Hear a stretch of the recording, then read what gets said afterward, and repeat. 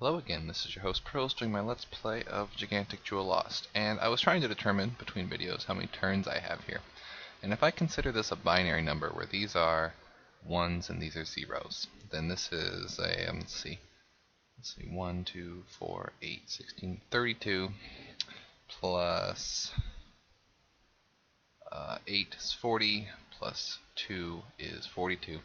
And if it switches, so it starts at 42, and if it switches over to what is essentially 64, so the next one gets a 1, the imaginary 1, I lose. So that's 64 minus 42 gives me 22 turns in which to do this, the rules of which are I can only move 2 spaces away at any given time. I can move to the next one, or I can jump over a snake, but I cannot... And with a little bit of modification of the switching arrows here, I can get them to go wherever I want, but I cannot go any further than that. So I can jump over a snake, I can go 2 away. So I can jump over a snake, or I can move a snake, and that's it.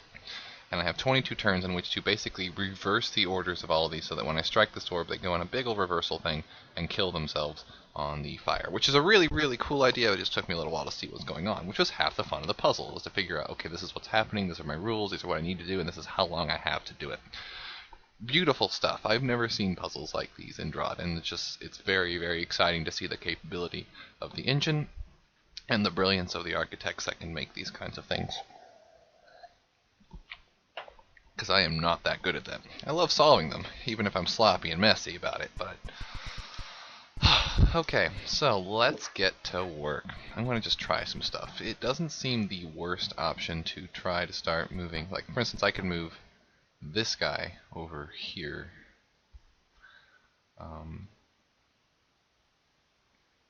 Pretty quickly.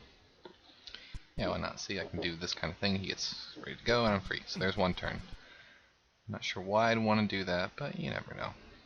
Now I could move Mr. 6 over here, which, you know, doesn't sound like the worst idea. I'm going to go ahead and see if that's not a waste of turns.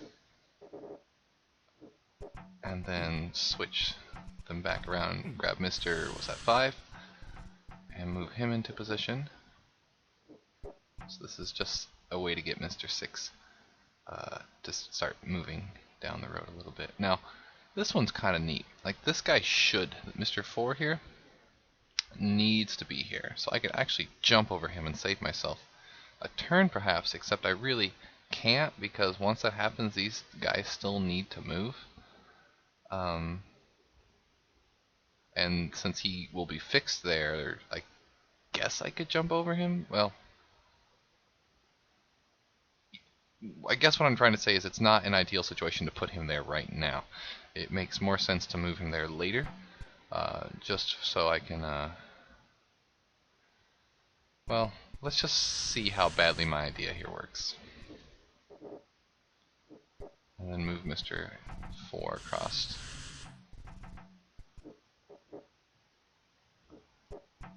I guess I'm just trying to, like, get the endpoints in position first. Yep.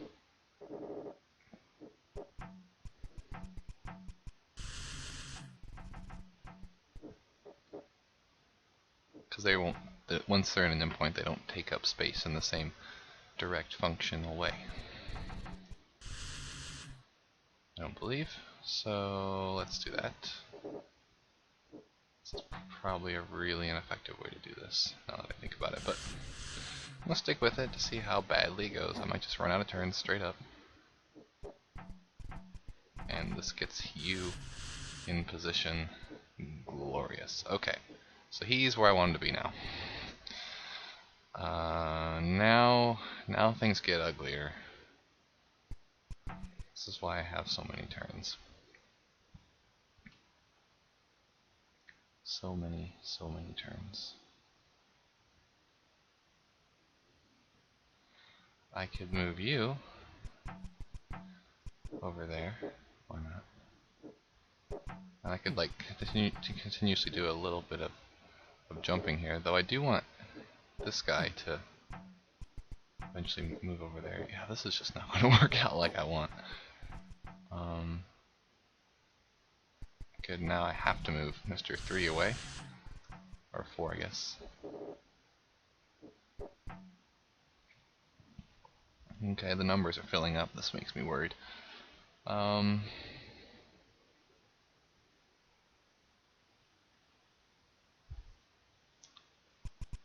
Let's move you now, I guess.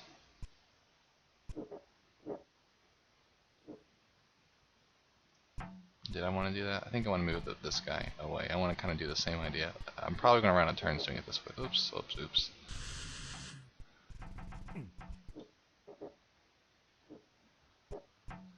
Ideally, I should be trying to... You know what? No, I don't like this. I'm going to be running out of turns so fast. I'm going to continue, but I'm going to show you that it's not going to work, I guess. And it's pretty obvious why. Because I'm running a very dangerous game of you will not have turns to pull this off, even though it's a really obvious solution. So this is just the nature of these last few puzzles, is they're just going to be tricky and I'm going to figure them out. I might skip this one for a little while, I don't know. Think about it differently. I need to find a more optimal solution, a more efficient algorithm for shifting these guys around, because the one I'm using is not going to pan out. I'm almost out of turns already, and that's not okay. See, now this is the turn I lose, and I can move this anywhere really, so you'll see that and he gets stuck right there, and that's when I lose. Okay. Even though I'm free, he will never be killed, so that's the worst possible way to do this one. Let's skip a little bit and think about this one for a second. What does this one do? You move and get stuck. You move and jump over your guy, so I can move one away. Looks like move... Okay, and what happens if I move just one? Will you go into that spot? Yes. Okay, so I can jump over snakes and move snakes. So let's see what I can pull off here. This seems like a pretty obvious move. I want to say. Now I want to say this is a pretty obvious move. And so is this one. Okay. And then so is this one. This one's much easier, I think.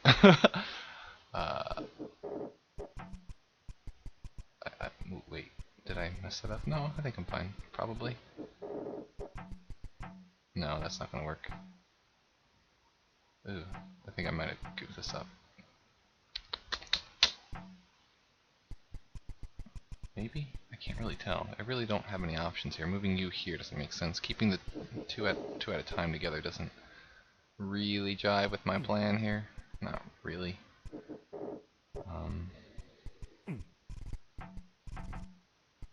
Okay, so this is sort of wrong. Let's do this one. This one seems easier. It's a nice break. It's symmetrical, so it doesn't matter which order I do things in. This is the obvious opening move.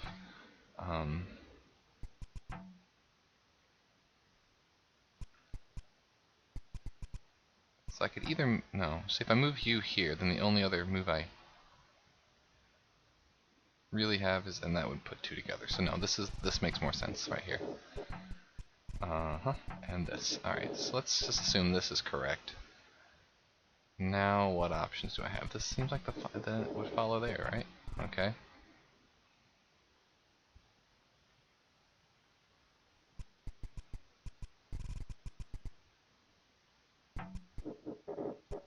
Oh, here we go. I can make him skip over that, and that opens up that space there. Which then opens up this space here, which then opens up this space here. Much better. And then I can move you.